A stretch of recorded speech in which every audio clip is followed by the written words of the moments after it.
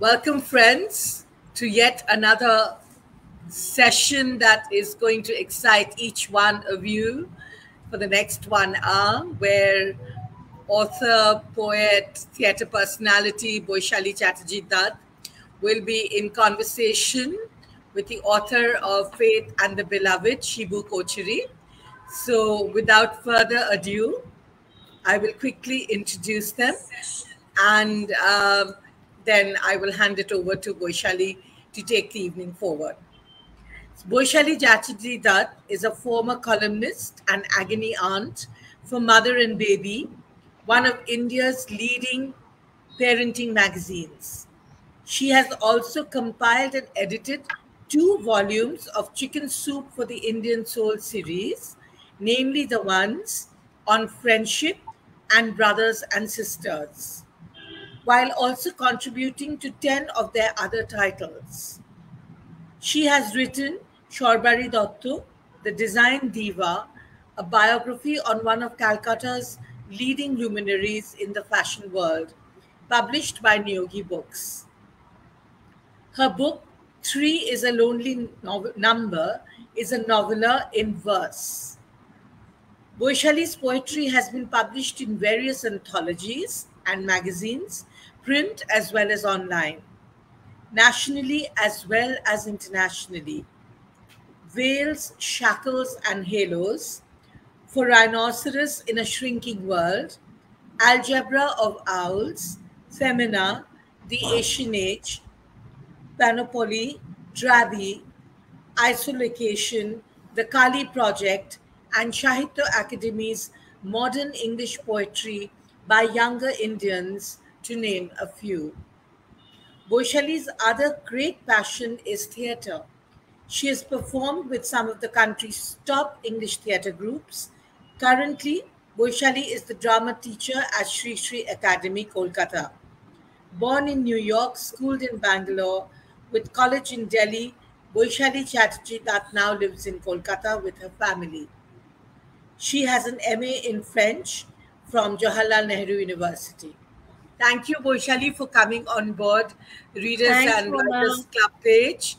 And I can't tell you how excited I am to hear you as the moderator for this session. And all the best for your future endeavors. Thank you so much, Mona. Always a pleasure. Most welcome.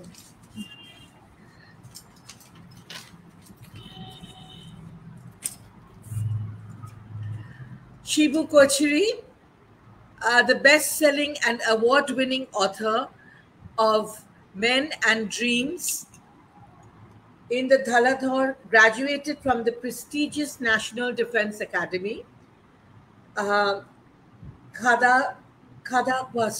in 1981. He has served in the Indian Navy and commanded 2 warships. Post his retirement, he has executed hydroelectric projects in the Kochery River Basin in Karnataka, the Beas River Basin in Himachal, and Teesta River Basin in Sikkim. He holds a postgraduate degree in Defense Studies from Chennai University and an MA in English Literature from Pune University. Shibu has changed tack from the snow-clad mountains to the blue oceans and has been associated with the setting up of a shipping company in India. Faith and Beloved is his second book. Many of the characters in the novel are inspired from those whom he has encountered during his extensive travels. Shibu was born in Kochi, Kanglapadi, and now lives in Bangalore with his wife and daughter. Thank you, Shibu. Thank you for always supporting the Readers and Writers Club. And we look forward to you being in conversation with Baisali and wishing you all the very best. Over to you, Baisali. Thank you, Mona. Thank you so much. Okay, Shibu, good evening. Good evening. Nice to meet you virtually. Good evening, Baisali. Okay, so before we get into this, I just wanted to read out the back of the book first so that, the people who are with us can get a little taste of, what Faith and the Beloved is about. Okay? Sure. Naithy is a rich and successful businesswoman from Mumbai who marries the young and handsome model Tony D'Souza after the death of her spouse. Little does she know that the ideal sex slave of her husband is the sleeper cell of a terror outfit. Events in her life take unforeseen turns as the male Matahari is activated.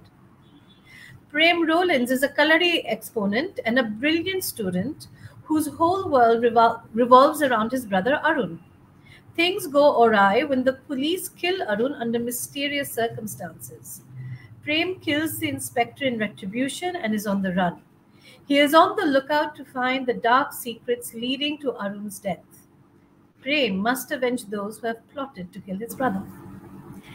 18-year-old Alice Cheroril knows more about computers and mystery games than a girl of her age. Her life falls apart when her mother is hospitalized and in a coma. She is playing the ultimate mystery game of her life as the web of secrets surrounding two precious diamonds and her stepfather threaten to destroy her family. She overcomes the moral dilemma to kill her stepfather. Alice must outwit the underworld and stay ahead of all to save her mother's life, or the guilt of her failure will haunt her forever. As the lives of Naithy, Prem, and Alice cross each other, they must retain their faith and protect their beloved ones, even at the cost of their own lives. Okay, I just have to say, wow, just reading that, and you can tell that this book is going to be an absolute adrenaline rush. Okay, so which is exactly what a thriller should be. The first question that obviously comes to mind is, how did this story come to you? Or was it an amalgamation of little stories from here and there which you felt would work well? Because there are so many plot lines running through this book. How did you put it all together? Of course, that is at the heart of the whole thing, that we have come to the very, let's say, the essence of the whole book as such. Yes, I agree that the book has taken a fair amount of time. It took me about 2 years in researching, and the way I write is that I always start in what is called character sketching.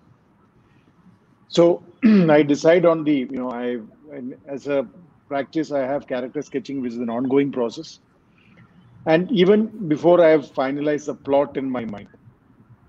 So it's something like, in many ways that, I had almost an anvil of about 200 characters whom I had sketched when I started writing this novel. And out of which I ended up using, I think, 7 or 8 of them in this particular novel. So character sketching is an ongoing process of what I would say, what is happening around you, people whom you meet, anything of interest which you think could find a place in a story. So that's kind of an ongoing process. And it really, in many ways takes your whole reading habits and your complete mental range into picture when your thing is put into place. So the plot was not written in, as a blueprint first, and then the story built around it. So initially, that I did write let's say, the 4 main characters, that is the Naithy, Alice, and Prem and Arun. So after the first 4 chapters were written, then of course, kind of the ideas crystallized in my mind, and there were many iterations, and before the plot was kind of finalized. And then, of course, in any kind of thriller book, in this particular case, you're taking about the LTT. The gamut of operations of that organization was kind of global. So full subcontinent, Far East Asia, Canada, Europe, Africa. I mean, they were all over. So the kind of book also takes a canvas which is quite vast in many ways. So in terms of geography, in timelines, the type of people involved. And so, yes, I do agree. Putting together was not easy. It was not easy. But that's why I said it. The book took me about 2 years in writing and almost 1,800 man writing hours before it crystalled out the way it has. That's an interesting process, though, that you mentioned that, you work on your character sketches first. And you said you had around 200 characters, which you whittled down to 7. That sounds like quite a task. I mean, like from 200 to, like not even double digits, you brought it down to 7. How does that happen? So the thing is, like, that my job, wherever, in the process of setting up the ship, I've traveled quite extensively. So in part of the travel that, it's when you're traveling, what do you do? So, one of the things that I used to spend time on is wherever you are, in an airport, in a train, in a taxi, in a restaurant, or in a new place. You meet anyone and everyone who meets you, kind of observe, and anything of interest you write. So Right. now at that point in time, of course, I'm not looking as to whether this character will fit in the story or that character will fit in the story. So because as a writer, you need to have that. You say, okay, you have think of a plot. You had this idea in mind already. You're looking about writing something about LTT and building up a story. So where all it goes at that point, you do not know. So a lot of the characters were built up as even traveling within India, travel to an airport, sit in a restaurant, whenever you're alone, and it's the best way to engage yourself, That's true. observe and That's kind of true. write. So the character sketching, most of it was built like that. But when you start writing a novel, then of course you read through what you've written and see that out of this which characters will come in, because then yes, then you bring them in, flesh them out a little more and take on from there. Absolutely, absolutely, and you're absolutely right. In India, it's not at all possible to be alone. You are surrounded by characters wherever you go. So there's always a rich, food. I, there's a lot of richness out there for inspiration, as far as inspiration goes. Okay, let's talk about the title a little bit, Faith in the Beloved, because there are many types of faith. I mean, I personally felt when I read your book that your story touches upon many different types of faith. Okay, there's faith of family, religious faith, faith in your purpose, your maqsad, as it were, and even the beloved doesn't necessarily mean the romantic beloved. Okay, so I really, really want to know about your thought process in choosing this title. Did it just come to you, or you know was the title already in your mind and then you kind of worked it into your story? Just No, the title came later, of course. See, after I wrote the book, they had, when you're mulling over it, if faith in this system is what it takes a even broader perspective than, whatever is normally seen. I'll say value system. So what I okay. say is that behavior of an individual is a reflection of his or her value system. So in that, and your faith in what you believe in.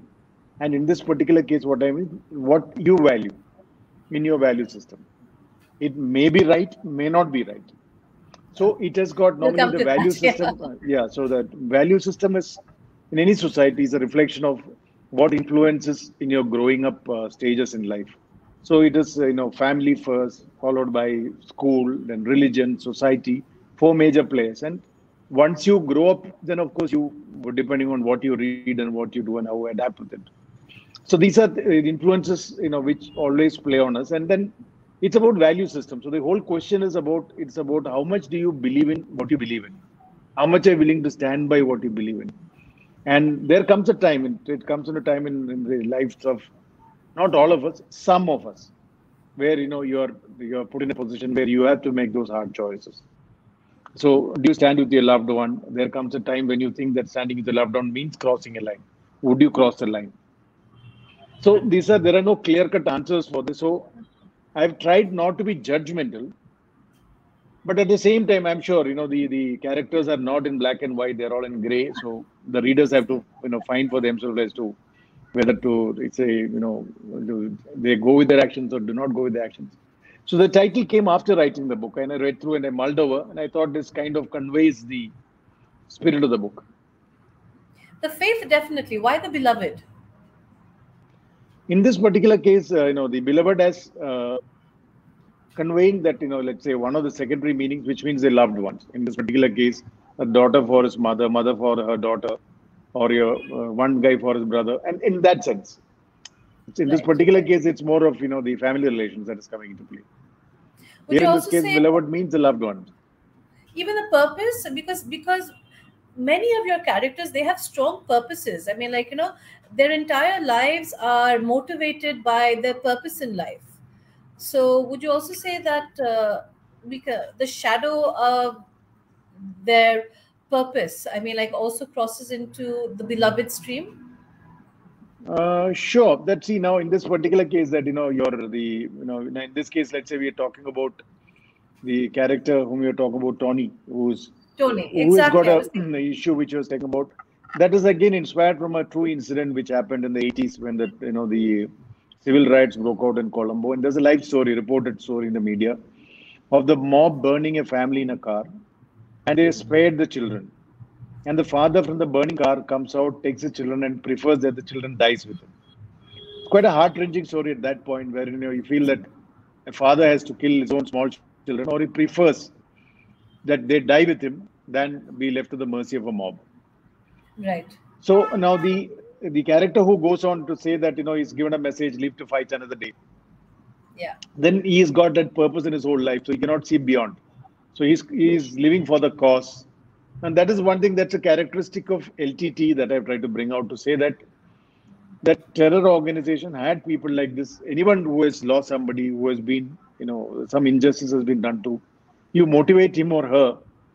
Then you had that what they had brought into practice, that they were the ones who kind of streamlined and organized suicide terrorism in the world. Yes. One small girl blew up our ex-prime minister. They could motivate hundreds of them, thousands of them, to say that it's better to die for your cause than live under subjugation. So that is carrying things to an extreme limit. So therefore, yes, Yeah. in that particular case, if you take that that he's got a cause which is very strong, and if his love for the cause is the second one, then yes, Yeah. that, It did come symbolically across even as that that. comes The into picture. beloved, Yes, for Tony, his beloved definitely seemed to be the cause. So yes, I mean, he was literally willing to die for it after all, right? So yes, yeah, yes. and that's what they say. You will die for love. So, and this was his love in that sense. Okay. Now, as you yourself mentioned, and I was nodding away furiously, your characters are not black and white, which is just a slice of life, really, because I mean, like, nobody's really fully black or fully white. Okay, but even the moral compass of your characters doesn't really point due north. So what I wanted to know was, what was it like? What was your process in bringing these characters to life? Because, like I said, they're not black and white. Their moral compass doesn't point due north. Okay, yet sometimes you can't help but feel for their cause, or why they're behaving a certain way. But it's not like you can love any of them wholeheartedly either. True, I agree with you on that. The process of my writing is that I decide on a character, and it takes a fair amount of time and fair amount of research before you can get to the shoes of the character. Because if you see the characters, on one end you've got somebody like Tony who's waiting for a cause and is part of a terror outfit, and the other side you got an IIT IIM lady who come from a rich family and who's on the top of the world circle. Then you got another girl who's studying in again top end school. So that's two of them are from one end of the society. And the other side, you Exactly. got, let's say the brothers who are coming from the bottom end of the society, the caste oppressed, the people who have been pushed down. And then there is, the Thakur and others of various shades. So the spectrum is quite vast. So one of the challenges that I did face was that, when you write a character, you try to get into the shoes of the character. And that's the way I write. So it takes me a fair amount of time to get into the shoes of the character, do a fair amount of background research. And then once you think that you're fitting into the shoes of the character, then you try to be that character and then write what he or she feels and does. And when you're writing, there is no lines drawn as to what is right, where is the compass, what is wrong. It doesn't work like that. You write with what you think that character that you've built will do in that the way the scenario set up. So that this compass comes in only, of course, with the editor. Honestly, that True. when No, you, true. because I you mean, cannot write otherwise. no, that's true. I mean, like, there's artistic liberty, okay, but there's also artistic responsibility. So, Of course, I yeah, know that I accept. That means so every word written there is by the author. So you're accountable for what is written, good or bad, whatever it is. But I'm just saying that as a process of writing, you have to be confident and have clarity in what you're doing. Without that you cannot write. no, that's Because true. the process of eliminating and negativing in writing doesn't work. If you say my writing should not be that, should not be this, that is no answer. You cannot write. So writing is always you have clarity in this is the character that I've gotten the shoes of the character. I'm confident. I think I understood. I'll write. So in that writing, I do agree. I do agree. This has been pointed out to me by a number of people to say that the traditional sense of the moral compass of the society, many of them are, beyond three standard deviations. in their conduct on the many of the Yes. occasions. I agree. But then the whole question is, I also say that, I just to say this, you may be aware, there's a case of a lady by name Tabassum who's been sentenced to be hung to death. She's the first woman to be sentenced to death in the independent history of India. She's a double postgraduate from, Uttar Pradesh. She was the only daughter of a family, and she killed her parents, two brothers, two sister-in-law, and a small child, all because the family opposed her love affair with a, whatever school dropout student. So, and that too by sedating them, then and axing them to death. So when this story came about in 2019, I didn't believe. I said, any story coming from Uttar Pradesh, first thing is you say that it is, it's being fixed, it's rigged, that poor You girl is take being it with fixed. a pinch of salt. Yes. And Yes. you normally associate this kind of vicious behavior with men. I mean, toxicity, you never associate with women, never, not to this extent. So, but then as the story unfolded in the media, it has gone out of, circuit, now it's only now the factors that people are taking observation because she has put a mercy petition. But it has come about very clearly that she had decided that, killing her parents, and she was willing to kill her parents and her brothers and sisters-in-law and a small child, all for the what she thought was her love for living with somebody whom we chose. No, this is something which is unheard of. It never happens. And in Indian society, generally women are held in respect in these matters. All stupid things are done by men. Women don't do it. This kind of, criminal activities. But there is one case which is done. So when you talk about deviations and variations, that it comes with a lot of questions. So, I remember Simla, I do not know the time when, when Amrita Singh married Saif Ali Khan. He was good about 10, 12 years younger to her. That time. There was a lot of talk in the media at that time on, this does this work? Well, in that particular case, it worked for some time. It didn't work after that. Well, you're not here to sit on judgment, but these are events which do happen. But is it as per the standard norms of society? It is not. So many of these incidents, when you talk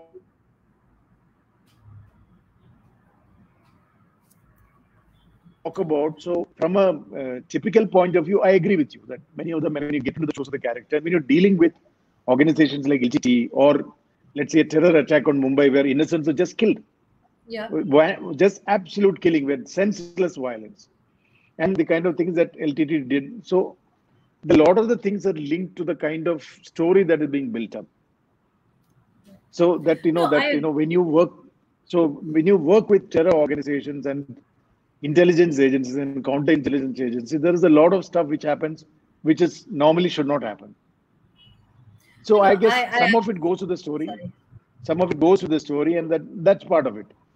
But then I always say that I leave it to the readers to judge whether it is right, wrong, who's right, who's wrong. I don't have any judgment on that. No, no. See, like, so as I was trying to say, you're right. I mean, like, uh, we're talking about people not being black and white. Our society is not black and white. There is, while there's good stuff happening, there's a lot of murky stuff, a lot of disgusting acts, and there's a lot of deviancy happening that many of us don't know about. And when we know about them, maybe as writers, I mean, like, we talk about them, we write about them, but things which we know are not right, there has to be, I mean, like, this is where I feel that the author's responsibility comes in, that even through another character or through some kind of a backstory or something, to set the tone right, or to show everybody that no matter what, this just is not done. So that's what I was talking about. I mean, when we're talking about the No, moral true. I compass. agree with you. I'm see on that aspect. The as a concept, I'm with you on 100%. So, like for example, the toxicity of men in this case. Let's say that one of the things that the toxic behavior of men. It is not liked by men. It is not liked by women, but it is still a reality in India. Okay. So let's say if I were to say that does someone wish for a Nirbhaya rape case to happen? Nobody wishes, but it did happen in our society. And unfortunate that you spared a teenager who was 16 years old was the most vicious of them. And I feel that that kind of events, even there has to be a little more stringent law so that no one gets away. Because you can't say that I'm only 16, maybe 2 years down the line, I'm okay. It's okay now, so I can do whatever nonsense I want. No, So it's one of never the things that okay. has been so one of the things that has been trying to highlight is the caste, let's say the caste oppression and the caste problems of society is very serious. It's a very serious stuff. And what has happened, affected two people in a village somewhere in Bihar or UP. It turns up in Mumbai, it turns up on Delhi against women who have nothing to do with them, who have no connection with them. But the rage against, the people who oppress them or punish them is taken out. And it is a reality. It has happened in the society, and it will continue to happen till we, someday one hopes that, we will be able to get over this, the caste barriers. Because we talk to even today in our Hindi heartland, you go to anywhere, it's pehले जात पूछो फिर बात पूछो. It's always like that. Yeah, yeah, of course, of course. So, Caste is so it is. So some of the things is, when you say, the to put it like somebody, some of the even some of the people had questioned me, because are you justifying toxic behavior of men who are behaving like that? I said, of course not, of course not. But the question is, especially for many of the readers who are what I call drawing room readers, or and especially so the English reading crowd in India are a relatively insulated lot. Because the fact that a person is educated in English and can read an English novel means normally he or she will be from a relatively affluent background and not really exposed to that rough and tumble of the society, unless you're in the media or in the journalism, you're into writing, or you take the effort to find out. And ever since that, the electronic media has come in, a lot of the people have become what I call drawing room warriors. And there is a drawing room perception of life, and there is a television perception of life which people believe in. It goes beyond that. It's a slice of society. It's unpleasant. I know. I agree. And I also agree that, what events that we talked about, such things should not happen. But then the society that we are in, they do happen. And so if you reflect the slice of society and you say you should not talk, then of course, that is, I will say that is being unfair. no, talk, But definitely. I take your like, we point that even in that what you're telling me, I presume is that the portrayal of such toxic behavior of men should be more sensitive. Yes. Or yes. there should be a certain amount of justification given to the people. So I guess there is a lot of expectation I have from the discerning readers. Maybe I'm a little off in that aspect. Take the case of Prem and Arun, okay? Arun. Arun's toxicity, he can be the bad egg, definitely. And it's not like I'm saying that you even need to justify Arun, okay? Let him be the bad example. It was very, very, to me, it was very shocking that Prem also followed in his footsteps. That didn't seem justifiable to me. So that is where I would question, why didn't the author intervene then? True. I agree. So what the whole thing is, that point of view is well taken, and I mean, no denying that that and as a matter of fact, it is reflected in the reviews in the Amazon also. It's like people either loved it or hated it. So there are a number of reviewers who have said you have not been sensitive. Even on Amazon, they've said so, that this kind of portrayal is not correct. I said, okay, boss, I'm sorry. This is just a slice of society. Don't take it personal. I don't subscribe to that view. I do not subscribe. I do not subscribe to toxic behavior of men, nor do I, subscribe to that, this kind of behavior as a justification. No. But also I'm sensitizing people. See, even the new generation, when they're playing video games, even there they can be hacked and tracked and, harassed. So the basic, one of some of the aspects is that, whilst, even today, even in the 21st century, we have not been able to break the caste shackles, Mandal Commission, come what may, whatever. You still read about that's being oppressed. They're being, harassed and hounded and killed almost on a regular basis in the media. And nothing seems to have changed, or not enough seems to have changed. I'll not say nothing. That'll be unfair. I agree with you. But not enough seems to have changed. So I agree with you. one of the points was to sensitize to the people to say that, with the urbanization taking place and when people migrate from villages to town, in the cities, relatively, this doesn't play up so much.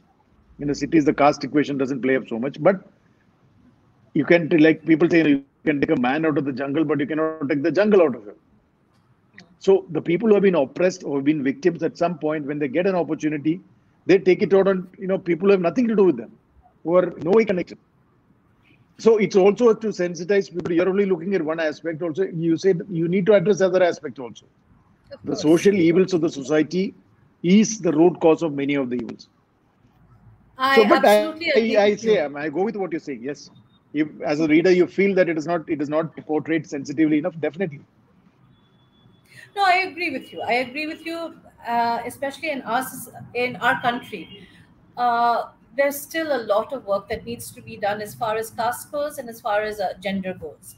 So, and of course, I mean, I think that is definitely one of the jobs of a writer, to hold a mirror up to society and to show society that this is what is wrong and this is what needs to change. And let's just get off our backsides and start making the change. So definitely, and writing is part of that process. I mean, like, because writers do, I really really do believe, hold a huge big mirror to society.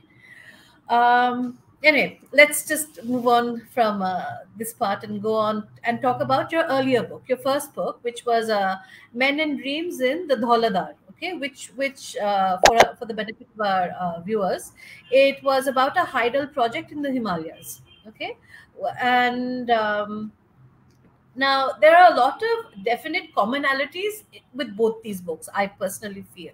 So, I was just wondering whether you would like to tell us about that, because whether it's terror or whether, it's again, I mean, like, fighting for a goal, there are a lot of common, even though the storylines might be very, very different, but so I wanted to Yeah, know yeah. what To your see thought process the thing was. about the thing is, one of the things is that the first book when I wrote, that was, it took me 4 years, and there's a fair amount of research to write about, what you see that the what do I call the cultural aspects and life in that place, Right, and second, it was a deliberate effort to tell the story of workers in a hydro project site, which I've never read it before, and I don't think it's available. Nobody has done that kind of effort, so I thought it should be written.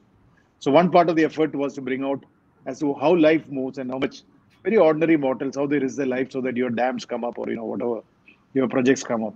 So that one part of the story is deliberately, and then related to that, telling the story of the villages. Along with that, now is also, the unfortunate part is, ever since the Soviet occupation of Afghanistan in 79, and when they vacated in 89, we had a system of, for whatever reason, right or wrong, the Americans mobilized jihadis to fight the Russians. The cheap way of doing it, then spending American lives. So okay, but then they organized them to such a level that the ISI, which was what I call just a not even non, what do I say, not even a counter intelligence agency before 1979. In that right, span of 10 years, they brought it to number three, or questionably number four. That means CIA, KGB, Mossad, followed by ISI. And many areas they were ahead of KGB, depending on the connections. No, it's a right, huge jump which they got. Huge jump, because the complete intelligence operations and intelligence backup of the United States was put in to train the Pakistanis, because they in turn had to train all the jihadis to do whatever they had to do. right. So now the question is, you created such a fabulous intelligence agency and they've really put it to use. So just, to give a perspective on why the writing comes from us. See, when the Russians, the concept of communism came into being, and Stalin, when he came to power, he built this agency called KGB. And KGB was the one which was spreading communism, taking over governments, and, killing. Even Trotsky was killed when he was in States by one of the KGB agents. He Exactly, yes, started that, of course. the serious the underworld, or espionage stuff. The Americans did not fight KGB with the army; they created CIA. So from then onwards, from 1945 onwards till the collapse of the Soviet Union, this was an ongoing Cold War between the two sides. And you talk about anyway, this all this KGB on one side, CIA on the other side. So going on and on. So there was a balancing factor. Now, with the collapse of the Soviet Union, the KGB went out, CIA still stands there, and they brought in another monster called the ISI. So one of the Yes, things that I was trying to sensitize our people today is that, unfortunately for us, after 89, all that what the Americans taught them, they're using it against India. So you find them trying to infiltrate into our dams, they're infiltrating into our universities, infiltrating into every walk of our life. And ISI is notorious and they're famous for using their women. That, I mean, to the extent that, that the ISI never fight them directly, all use their women to fight. It's not like ISIS where they send some suicide bomb or something like that. ISI is always, they're experts at using the women to get the job done. And they believe it's very easy, much easier than trying to, men fighting the way out. It is, the honey trap is a preferred method. And they come about it, with this. So this in our subcontinent has been a reality since, and a very serious reality since the 90s onwards. Now, of course, I'm aware of it from my previous life, my previous career, so very Of closely. course, So yes. whenever I wrote this Because book, of your I was background, also yes. trying to sense it. Yeah. So when you're working on hydroelectric projects, I've worked in, south, north, and the east. In all these places, this is a very serious danger. That, just to tell you an example, that, the Pakistanis had tried. They had tried, planned at some point in time to blow out that, the Bakra Nangal Dam, because that can just take down Delhi if the dam bursts. The amount of damage it can do is unbelievable. So, and in that novel, it was brought in to sensitize people to the amount of damage and that people can do, and therefore how careful you need to be. That is a background. Here, of course, we are talking about a terror organization, so that is in the Yes, foreground. It is absolutely. not in the background. Not Yes, at all. there is, that is definitely there, and unfortunately for us, and it stays even today.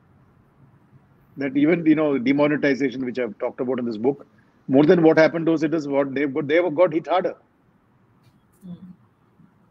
See, that means Absolutely. in demonetization, the ISI is kind of had the blueprint and the full plate of our 500 rupee notes. They could print as much they wanted and distribute it. There's no way of finding out. So this may not have been an end game of demonetization, but it's a huge benefit. Their complete operations are kind of, the money got strangled out. It's not easy.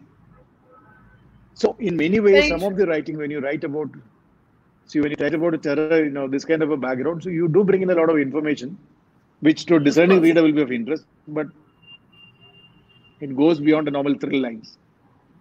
No, for you, I mean, like, it must be, I mean, like, where you've come from and everything that, I mean, like, in your previous life, as you just said, I mean, like, having, maybe being privy to such information and privy to such lives and plots, as it were. I mean, like, that I'm sure that informed your writing for both your books.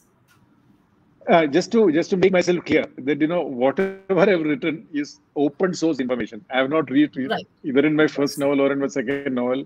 I'm very careful Of that course. even this one, Yeah. yes, my understanding of the system will be there, but no facts and Of figures course. from Right. any other Right. source other than from what is available to you or to any reader. Open source literature. Right. Right. Of Everything course, can be back. that the So, of difference is, course. of course, the only difference is how the elephant behaves. I Right. mean, that is something Right. which I've learned, which you cannot So undo it. that is So, your touch. That how is the what you elephant behaves. bring. That, yeah, yeah. That is what you Yeah, brought that to the part I table accept. with both these books. Your understanding of it. I mean, like, yeah, having been there at the I mean, like, front seat, as it were. Okay. So I wanted to ask Yes, you. I I mean mean, that. like, Yeah. yeah. Okay. So as I was saying, I would love for you to read out, any passage from your book. I mean, like, any passage that you'd like. I think I would read that, do that honor to you to decide, because like I said, no, you read out the Okay, I blurb. have As a chosen. matter of fact, I will be keen to hear which one, but once paragraph Okay, which you all have right. liked. I have chosen a part which I rather Yeah, okay. like, Let me and listen to it. yeah, and there's a reason why I like it. I mean, like, Yeah, okay, so this is actually Naithy's chapter. I mean, like, when we're first sure. introduced to Yeah. her. Okay, Naithy was born in 1971 to the landed gentry in the village of Odiyankara on the outskirts of Cochin. She was named after her grandmother, who died young. She was the fourth child and the only girl child in the Cherudal family. The Cherudal family owned large tracts of land, tea, and rubber estates and were well placed in society.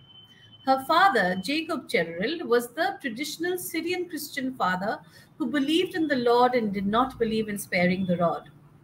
The church was an essential part of her childhood life. Her upbringing was strict and Syrian Christian by nature. She went to St. Peter's School, the family run local English medium school. The morning prayer with the family was a must before leaving for school. So was the prayer before dinner. The family followed fasting and feasting as per their Syrian Christian church. After her primary education, she followed her brothers to join the famous St. Lawrence School at Lovedale in Uti. It took her 3 months to adjust to the hostel life and fall in love with school. She hated school vacations during summer and winter and dreaded the church driven life at home. She categorized vacations into lots. The summer vacation was the wedding time. Starting from the Sunday after Easter, there was a flurry of weddings of near and distant families. Weddings were also silk dress events where women and girls had to be clad in a silk dress or a silk sari. Women formed the never ending gossip groups and men formed the shop talk group. Baptisms formed the next group. All the cousins and country cousins who got married produced children, and in every vacation, there were the baptisms to be attended to. There were the occasional funerals of the dead and departed too. Then there were the memorial services for the unending list of grandfathers and the grandmothers and the grandaunts and the granduncles. There was the occasional housewarming of the new generation members of the family who had moved out after building their own house. In these gatherings, the same crowd of mostly family and a few friends circulated. Naithy would remember her vacations by the usage a wedding, a baptism, and a funeral, as people described their schedule for the day. Okay. So, coming from Bangalore and having, having lots of Malayali friends. In fact, my bestest friend in the world is a Malayali. This was very familiar for me. So, and now living in Calcutta, it's always a pleasure to read anything that reminds me of my time back in Bangalore and my time with my South Indian friends. So yes, number one, it was familiar territory for me, and number two, this is actually probably one of the most peaceful scenes or peaceful parts of your book, because everything else is either so dishum or bang bang or get him, get her. There's it's Your book really operates on such a high. So this lovely look at faith and family and community, it was such a nice lull. It was that moment of shanti in the book, because then what transpires, what follows, this part just doesn't prepare you for that. So I think that's why I really gravitated towards this particular part in your book. Yeah, of course. I mean, that was also by design because India. I mean, just as you're aware, we are a billion people, and we do not even live by, let's say, language or religion alone. Actually, our social lives are actually goes into the sub community which we live in, which means that's how practically. So, and that translates in India. That's around 4,800 odd communities like that. If you put Right. together, we may have only 3 or 4 religions, or maybe 5 or 6 religions, but when you come to our social living, it spreads into 4,800, some counters there. I don't get the exact It number. changes So from very, district very to vast. district, of course. Very, very, very vast. So this is this of course an effort to give a kind of flavor of, because people who read English novels and in India and all that, Kerala is of course one end of the country, and accepting people who have been exposed to it never get to know. So this is of course a deliberate design to bring in a kind of slice of life from there to, again, for the discerning readers. It doesn't really bring in the thrill or take out the thrill, but I always believe that whether you write any kind of novel, the reader should feel enriched at the end of it. In addition to, like you said, whether it is a chitty chitty bang bang, that is okay. But beyond that, there should be some value addition, because there should be something he or she should have known, something a little more about demonetization, maybe another perspective on how the intelligence agencies operate, or maybe a take on the 26/11 attack, a revisit of maybe a different angle of how the Tigers worked. And, to kind of not to forget our past, because we have a problem in the sense, India is one of the countries wherein I would say our history has not been really written responsibly enough. Because, we had a disadvantage that, from 10th or 11th century onwards, the court language of most of the part of India was Persian. Then from Persian, it was taken over by English. So now some part of the history is written by the Persian writers, some of it is written by English writers. Sanskrit as a court language, which was our original, the kind of thing. I mean, after Kalidas and maybe, Sanskrit is the literature language of Buddhists, Jains, and all the the Hindu religions. But that richness of the language which we had when we talk about Kalidasa and Samasyas and all that kind of went underground from beyond our 6th, 7th century. We don't have the richness. The spoken Hindi which we are trying to build up later on. So the one of the parts is what I say that when you read history, and especially one of the disadvantage for India is that our education system of the elite is in English, and English is a foreign language to us. However well we speak, it is still a foreign language, and majority of a lot of stuff which has been written is written by the Western authors. Now, like to give you a perception, someone is Alexander the Great. When I say for Alexander the Great, why don't you call Timur the Great, Genghis Khan the Great? Because Alexander, what he did was took an army and kept killing and plundering from Greece to reach India and killed maybe 1 million people and went back. That's the same thing what Timur did. That's the same thing what Genghis Khan did. You don't call them great. Because this is written by a Western pen. So that guy is great. So you get into perceptions a lot of the time. Of course. Yeah. So, someone says, Amerigo Vespucci discovered America in some 1400 something. There were 10 million red Indians living there. What is there to discover? Then I would say that, Europeans invaded America in, whatever the date is, when Amerigo Vespucci started invasion of America. You killed a whole lot of 10 million red Indians to take over that place. So the way history is written, it is for us to be discerning. And one of the efforts in this has been deliberately to bring in, and that has been there, will always be there in all my writing. It is there in my previous book. It is there in this book. It will be there in my future writings also. Because I believe that, it's for us, as Indians, we need to be discerning enough to know, to read and understand where the truth lies. Because there are too many people who write too many things. It's one extreme to other extreme. And depending on which newspaper you read, truth lies on one side. Change the newspaper, truth shifts into the other side of the center line. So I guess this has been one of the effort I'm saying to give a perspective to the writers, to sensitize them, not to believe everything they read. But you need to apply your mind and be discerning. That's required. Now, speaking about other books that you will write, are you working on anything right now? As of now, no. I will start my next book in the next year. That's my target. So there's still kind of, a lot of things that, as I said, character sketching is an ongoing process. And that, of course, COVID has put a lot of restrictions. But even with all that, character sketching still goes on. Do you gravitate and India is a billion people. No, I was saying, do you gravitate towards a certain type of genre, whether for your writing or whether for your reading? Fiction reading, I have stopped in 2009 when I started writing. That was a deliberate choice because I did not want what I'm reading to influence my writing. So, in that sense, I'm handicapped because I've been out of date for the last 10 years. I've not read the books of what is happening books. But that's a price I'm willing to pay. And till I complete the next book, I will not be reading fiction. That is by choice, to establish a style of writing that is Shibu. And when people write, you feel that, okay, good or bad, but it is, you Google it, you should not get somebody else's name on it. So that has been the effort. So the first style of writing, the first book was primarily focused on that classical style of writing with a mix of technical fiction and, kind of thriller in the background. What I would call traditional, the book of rice kind of writing. This book was, by design, a crime thriller. The third book will be a little different. I have not really finalized. I wanted to check out genres and then settle down. Right.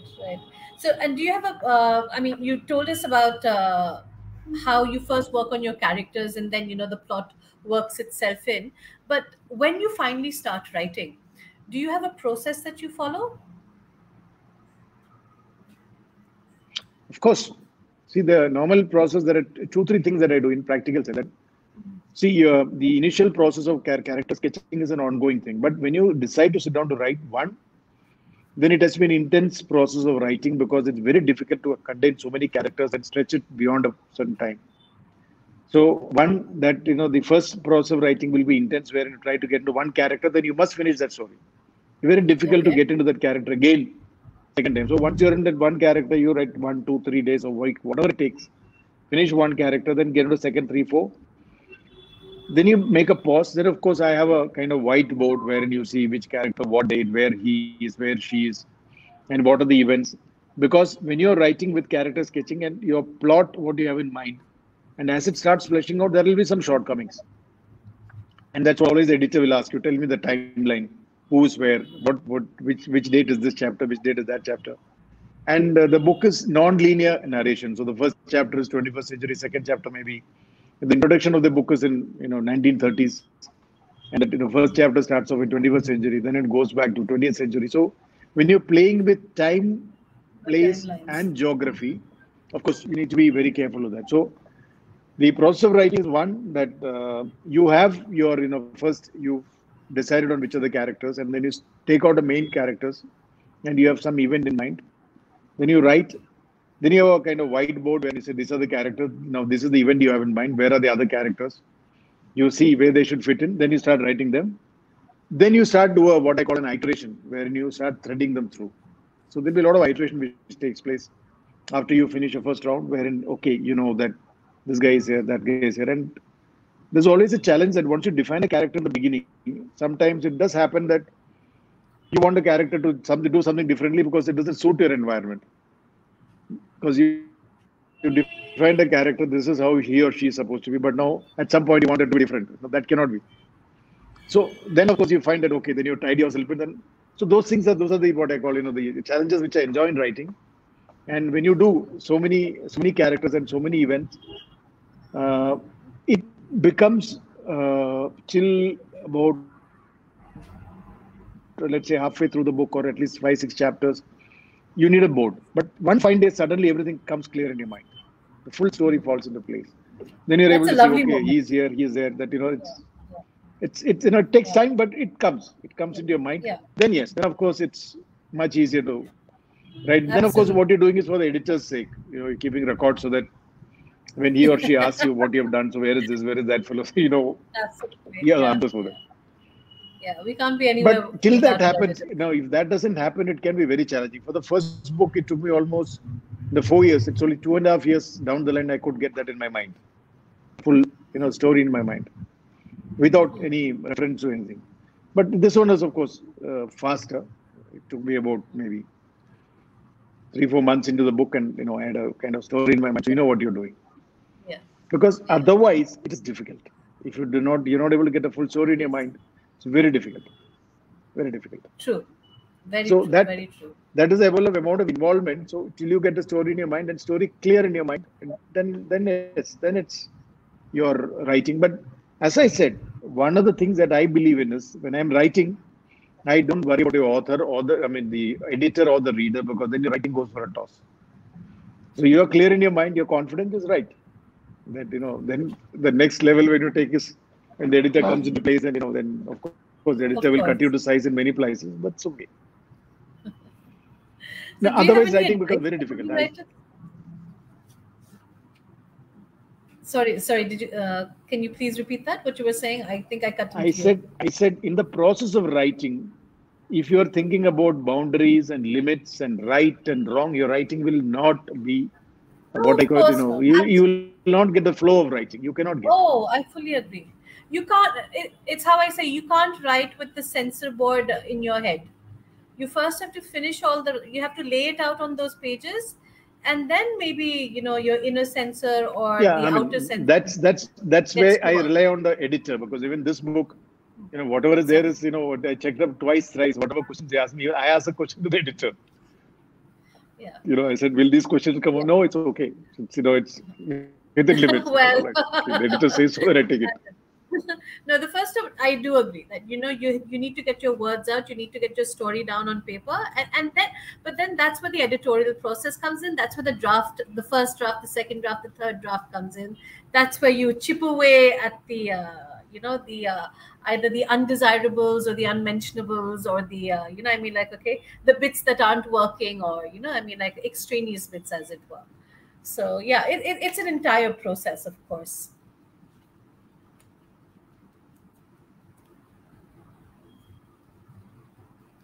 Yeah, I mean, I suppose that's how it is. I mean, it's, Yeah.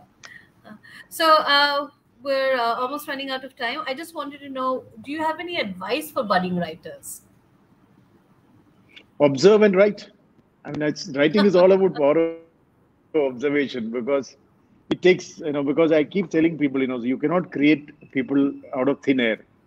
You look at real people, even in these characters, while I say I'm inspired, nowhere am I saying it's a copy paste of one or the other. So it's like that. So then I'd say, it's always about power of observation. Observe, write, then move forward. Very true. Very true. But where does one get the stories from? The people are there, as you said. India is a country of X billion people, so the people are there. Yeah, Where are the stories? story, million stories. The stories never in short supply. Exactly. The question Exactly. is which one you want to Because pen each and how much you person want to can take have a it. story. Very true. Very true. Okay. Thank you so much, Shibu. It was delightful talking to you, and all the best for Thank you, all your Baisali. books. My pleasure. Pleasure. Thank you so much, Boishali and Shibu. We thoroughly enjoyed the session. We learned a lot. Boishali, you were amazing as a moderator. Shibu, of course, you're such a good speaker. And we wish both of you the very best in all your endeavors. And Shibu, we are really looking forward to you starting your next book, which, as you said, is going to be next year. So, all the very best. Thank you so much. Thank, I'm sure our viewers had a good time, and a very good evening to both of you. Thank you so much. Thank thank you, you Mona. Thank you so so much, much. Mona. Thank you, Mona. Take care, Shibu. Thank you. Thank you.